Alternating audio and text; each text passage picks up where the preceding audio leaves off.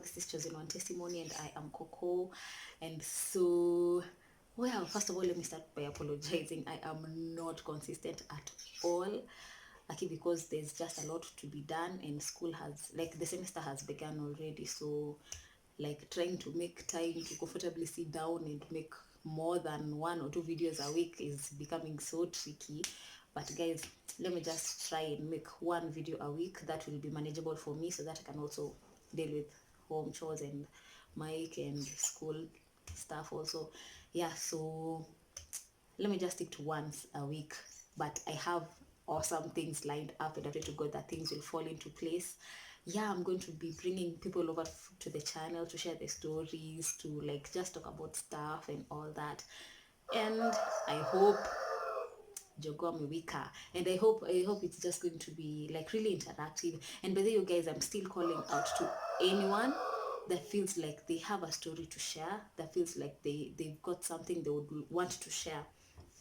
Be it like, okay, like it's all about sharing our testimonies and the word of God. So like anyone that's out there that they feel that they would want to come over to the channel and share their story, their testimony, and just inspire someone out there, encourage someone, bless someone's heart outside there, you are so welcome. Just contact me through the channel's Gmail account, which is chosenonetestimony@gmail.com. I hope nimesema vizuri, chosenonetestimony@gmail.com. Yeah, I'll leave it down in the description box, so anyone that feels like they want to come over and share something with us, you are welcome. You are so welcome. So for today, I want to share a story that I experienced over the August holiday. And so, like, I'll just go straight to the dates. I don't want to talk too much because I'm supposed to get ready, like I'm supposed to leave for school. Okay, so let me share the story. What happened was during August, like just after exam, after some time, I was feeling like rather unwell. Like I was just not so okay, and I thought like itaisha too. Like see, ati si kitu serious yani, like itaisha tu. Kwani jogoo kuna njaa or what? Anyway, so nikaamua tu acha tu ni tu, no, like itaisha tu, I'll just be okay, I'll be fine, nini. So like you just try to keep yourself busy ndio usahau, like I'll feel poor sana. So ika persist for like a week. Then I thought let me just go to the hospital to just get checked, maybe like uone tu ni nini. So I went to the current hospital and they did some blood tests, and then they told me they'll have to refer me to the main current hospital. So they booked for me an appointment. I went, like I was supposed to go and see a physician. So I went to the main current hospital. And then when I got there, I was supposed to queue because, okay, some people were already there, so I had to queue. I got there at around 8:30 and people were already there. Like there were about 3 couples and 2 singles. I don't know if they were single, well, maybe they're not single, but they, like 2 individuals, separate individuals, and then like 3 couples all together. So like I was behind them. So I queued, I waited from 8:30 back around almost 11. So I got the first call. So I went in. I talked kidogo to the doctor. Then she asked like, who are you sent to see? So I said I was told to just come and see a physician, because of course hautajua daktari mgani physician nani, like ujui wewe umeenda tu. So like I explained to her. Then she told me she's not a physician, but there's one physician that's in mwenye nitahave kungoja kidogo malizani mwenye ako ndani, then I'll be called in next. So I went back to the bench to sit again. So I sat from 11 mpaka almost ilikuwa inaelekea 1. Maneno yake hiyo siku nilingoja. Madaktari yenyewe nyinyi ni mama. Ndio tunakaa tu wangoje, mtu hata huwezi enda. Juu ukisimama unaweza itwa mwingine akukat line. My friend. So niketi tu nimengoja nikaitwa. So I went in. I saw the doctor. Tukaongea, I explained how I was feeling, and then he told me they were going to have to run tests. My friend, nilifanyiwa tests. I spent tens of thousands for tests. Hata I didn't even show my parents that card, that hiyo kitu yenye you unapatiwangu asenye una sign at you, like unakubali hiyo the amount of money unachajiwa. Like it was a lot of money, you guys. Thank God na tulikuwa natumia insurance, so like I would comfortably achilia like usign tu, si wewe unalipa. Who's calling? Just a minute, my sister is calling. Sorry. So si nikafanywa hizo test, like those tests took so long mpaka by the time I was done ilikuwa imeshafika around 4:30 kidu 4:30 hapo 4:30 ilikuwa inaelekea 5 by the time nilikuwa namaliza hizo like test peke yake. So mazili ilikuwa by that time imagine sijakula hata breakfast, sikuwa hata nimehave briko by the way. So like I was so hungry, like I was really really hungry, but then mimi nikifeeling njaa sana nikaa hiyo upotea mpaka ndakaa tu hivyo sana, like hata I didn't even eat anymore. So umesikia njaa, umesikia kiu, lakini uzuri kwa siku na maji, but sijui hiyo maji tu mtu usikii mali inaenda or what. Anyway, so saa venye nikarudi hapo mimi kitu tu like okay, definitely umechoka, so you want to just go home because of course kuna hiyo option ya uende then utakuja results kesho juu imeshakuwa date, umechoka, like they understand.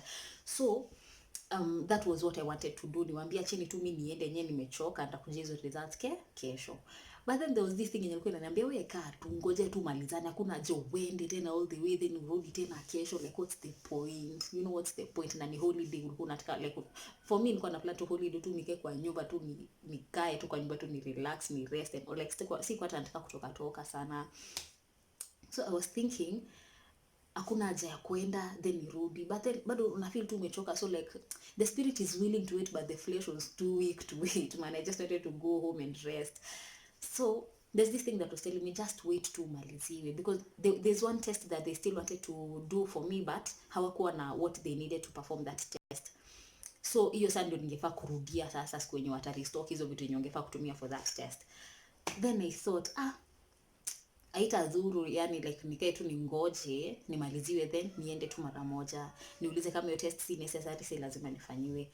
So when I went back in, so sasa nikaambiwa by that time watu walikuwa wameenda, ila tulikuwa tumebaki watu wawili, mimi na mama mwingine mtoto wake alikuwa ameletwa hosi. So nikaitwa kwa daktari. So sasa nimeshapata hizo results za test zenye nimeshafanywa, like ilikuwa inatoka tu instantly, see anything to wait. Aya yenye ilikuwa nimechukuliwa damu asubuhi ilikuwa imeshaletwa, so like everything was there. So the doctor looks at everything and the doctor is like, but everything seems fine, like what do you think could be the problem? And then I'm like, mimi hata sijui, wewe ndo daktari, sasa ni wewe ndo unafaa kuniambia. Then we started talking.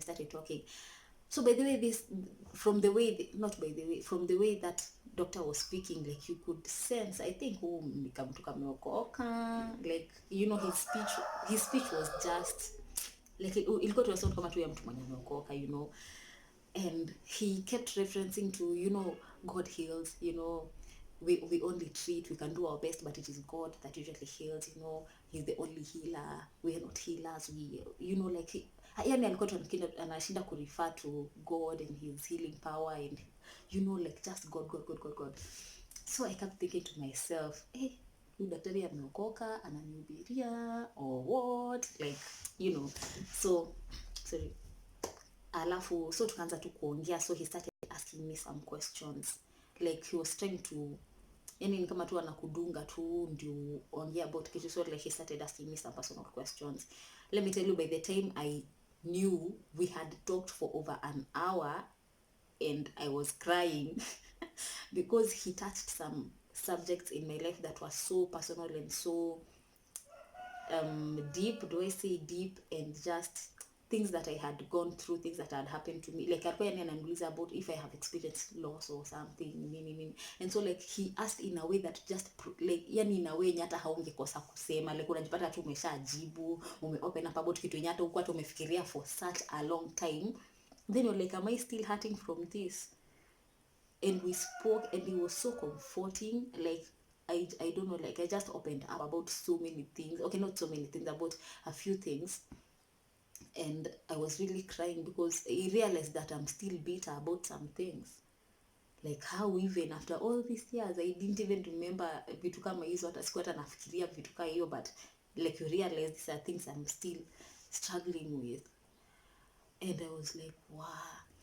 And then so he's like akaniongelesha tu vizuri, like he was rather counseling me. And then he told me, you know, sometimes when you start experiencing these symptoms, it's like I was having anxiety attacks or panic attacks that had been there for quite a long time, like years literally. And then he told me sometimes because my heart is like he told me they tested my heart and it was perfect, my blood was okay, like everything was normal. But from the way I'm speaking, it's like I was reacting like a person that's rather traumatized by some events in life, and those are the things that send me into a panic attack or something. So we talked, my friend, we really talked. And by the time I left there, like by the time I left his office, he before I left, he asked me if I would want him to pray with me. And I said, yeah, of course, like definitely, yeah, man. Yeah, so we prayed. And when we prayed, I just felt so calm, so calm. And he talked to me about a few things. He advised me about a few things. And then I told him, but there's this test I've been told I'm supposed to do. And then he told me it's not even necessary. Everything is okay. Hakuna haja ya kufanya hiyo test, like you okay. And then he asked me, do you want to see a psychiatrist, or do you want to trust in God for healing? Definitely, my first response was, I'm going to trust in God for healing, because me sipendi hosi.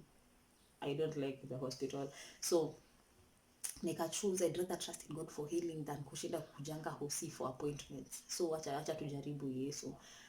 And by the time I left that place, I felt like I had not even been sick at all.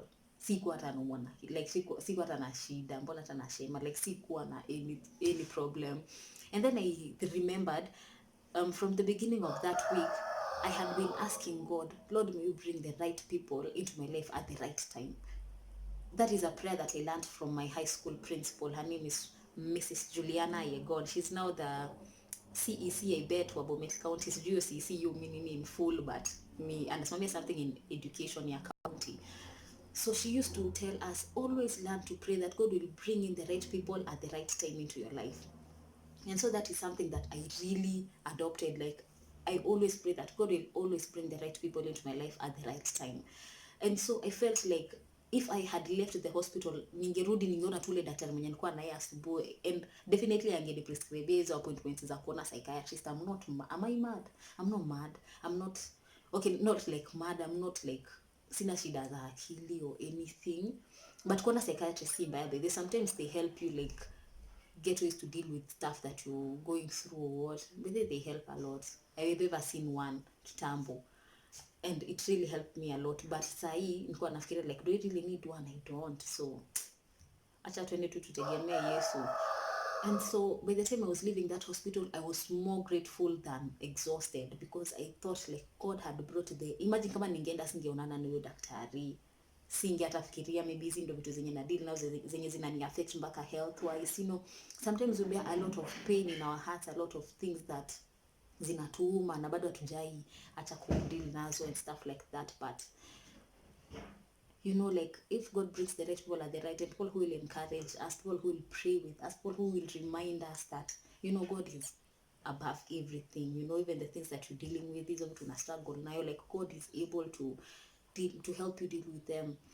And me need feel for me at that day, hiyo siku wenye God had brought the right person at the right time to remind me of God's healing power, to remind me of God's saving grace. Juu kama singebaki ningesema tu okay, mimi nimechoka, acha tu niende. Imagine singepatana na huyo daktari, singekumbushwa hizo vitu zote, like hiyo prayer hata haingekuwa answered. And then by the time natoka, dad called me and they are like, oh, by that tuko karibu na hiyo side, si tukupiki tuendange home. Sasa nikapata lift. Sasa sika kupanda matatu like to go all the way back home. So like it worked well for me, and I thank God so much that he answers prayers. For me, my prayer was that he'll bring the right people at the right time, and he did for me that on that day, and I was extremely excited. Sawa. So I think with that I'll be done. Sahi juu rafiki yangu ameingia hapa, acha tushughulikiane before I leave. But I pray that God will always bring for you the right people at the right time in your lives, and that you'll just be able to see like his saving grace and his healing power and all that. Niko na do sina do sahi, babes. Yeah, so you guys, God bless you. Take care of yourselves. Have a good week. And mjibambe tu, and don't forget to always pray and trust in God. Niko na do. Yeah, that's it for today, you guys. Be blessed. Have a good time. Bye. See ya.